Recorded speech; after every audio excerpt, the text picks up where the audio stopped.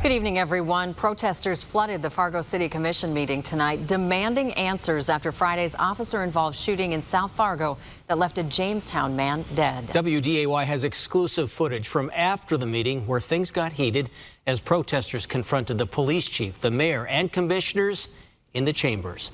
WDAY News reporter Sam Getzinger was there for the meeting and the rally earlier today. It sounds like tensions were high, Sam.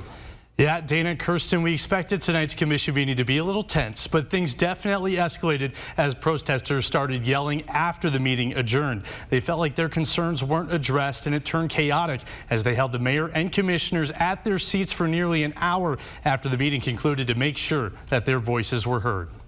A large crowd formed outside of Fargo City Hall today for justice for Shane, searching for answers to Friday's officer-involved shooting in Fargo.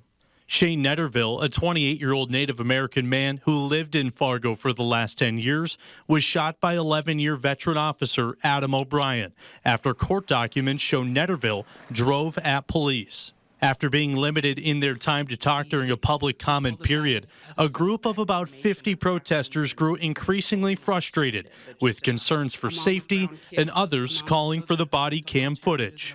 We're watching, the indigenous community is watching very closely. It was after the commission adjourned when things turned heated.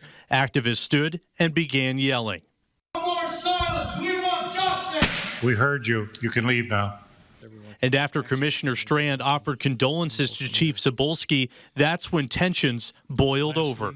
One of the protesters stood in front of Chief Cebulski, saying Netterville's murder is on his hands. That's what you're doing, and you can tell yourself that's not.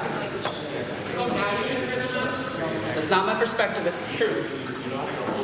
They say the department is lacking transparency and hiding behind another agency when they refuse to release body cam footage. For about 45 minutes, city officials who were trying to leave the meeting were held by yelling protesters, demanding answers.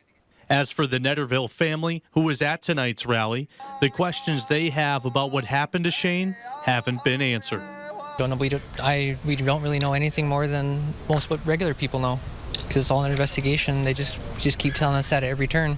Say goodbye to him? We're not able to see the body. We still haven't been able to see the body.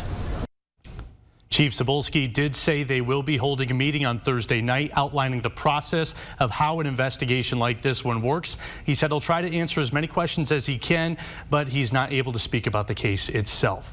In studio for WDAY News, I'm Sam Getzinger.